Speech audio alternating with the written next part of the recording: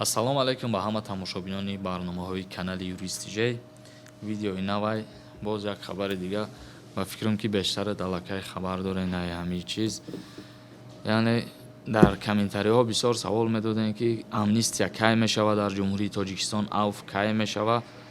Ман ҷавоб медодам ки намедонам ва инак ҳамун рӯзаш расид ки ёзима ба шумо хотиррасон кунам ҳамун чизе ки шумо талаб мекардени савол медодем, яъне дар бораи амнистия шудан дар ҷумҳурии Тоҷикистон оиди зиндониён. Ҳакиме хонум гӯш кунед. 16 октябр асосгузори сулҳу ваҳдати миллӣ, пешвои миллат, президенти ҷумҳурии Тоҷикистон муҳтарам Эмомалӣ Раҳмон бо истифода аз ҳуқуқи конститутсионии худ дар асоси принсипи инсондӯстонаи қонунгузории ҷумҳурии Тоҷикистон ва ба муносибати 25-умин солгарди қабули Конститутсияи ҷумҳурии Тоҷикистон лоиҳаи қонуни ҷумҳурии Тоҷикистон дар бораи авфро барои баррасӣ ба Маҷлиси намояндагон Маҷлиси Олии ҷумҳурии Тоҷикистон пешниҳод кардааст. Яъне ки 16 октябрда ҳамин лоиҳаро ба Маҷлиси Олии ҷумҳурии Тоҷикистон муҳтарам ҷаноби Олӣ пешниҳод карданд. Дар лоиҳаи қонуни мазкур аз ҷавобгарии ҷиноятӣ ва озод намудани шахсоне ки парвандаҳои ҷиноятӣ нисбат ба онҳо дар баррасии мақомотҳои таҳқиқ, тафтишоти пешакӣ ё судҳо қарор доранд ё дар асоси ҳукми судҳо адои ҷазо карданд истодан пешбинӣ гардидааст. мувофиқи маълумоти пешакии қонун дар бораи авф ба зиёда аз 20 000 нафар гумонбаршудагон, айбдоршавандагон, судшавандаҳо ва маҳкумшудагон татбиқ мегардад. Аз ҷумла зиёда аз 7 000 нафар аз адои ҷазо аз муассисаҳои иҷрои ҷазо озод гардида, беш аз 5 000 нафар аз ҷазоҳои дигар ба ҷазоҳои маҳрум сохтан аз ҷазои ба озодӣ алоқаманд набуда озод карда мешаванд.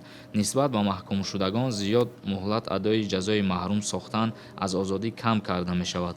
қонуни мазкур инчунин нисбати зиёда аз 2000 шахсоне ки парвандаҳои ҷиноятии онҳо дар баррасии мақомоти таҳқиқ, тафтиши пешакӣ ё судҳо қарор доранд, татбиқ карда мешавад.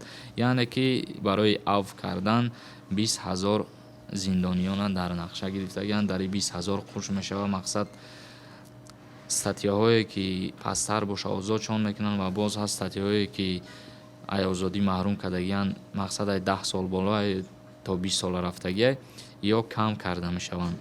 бародароне ки дар шаҳри Москва қарор доред ва нияти гузаштан аз сарҳади Қазоқистонро доред, ба шумо як бародари тоҷикро тавсия медиҳем. Шумо бо он шахс муроҷиат кунед ва шуморо аз ҷои даркориятон гирифта бурда аз сарҳад мегузаронад ва боз соҳу саломат, худованд розӣ бошад, ба ҷои даркорӣ оварда мерасонад. мошине ки шумо дар он сафар мекунед мошини нав, яъне ки соли 2019 ва инчунин ба шумо аз тарафи ронанда бо таври роигон хӯрданиҳо ва нӯшокиҳо пешкаш карда мешавад.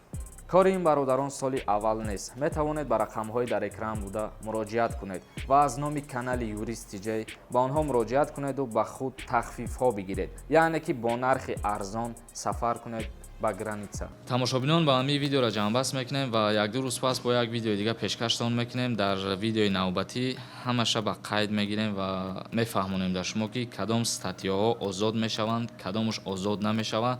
ҳамаша якта ба якта ба шумо ба ҳамун моддаҳош ва қисмҳош пешкаш карда мефаҳмонем.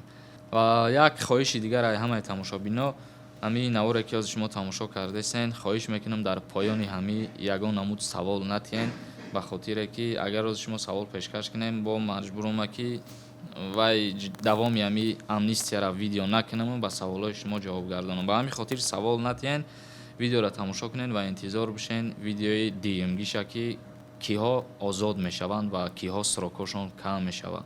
баъд шахсоне ки дар ҳудуди Россия қарор доранд, документҳошон бучидагия мехоҳанд границаи Қазоқистонро бигзаранд, ҳамунҷа мо як рақам мондагием, ба ҳамун рақамҳо метавонед муроҷиат кунед, шуморо омада ҷои даркоритон мегиранд, мебаранд, соҳу саломат худо розӣ боша, ай граница мегзаронанд ва меёранд. бо ай номи канали мо, яъне ки Юристи Ҷей гап занен, агар ба шумо скидка мекунанд ва боварӣ дорам ки ай ҳамаи ҳамун компаниёро нархи ҳамин бародаро беҳад арзон ай. ба ҳамин хотир як занг бизанем бо худтон пирсен нарх навора.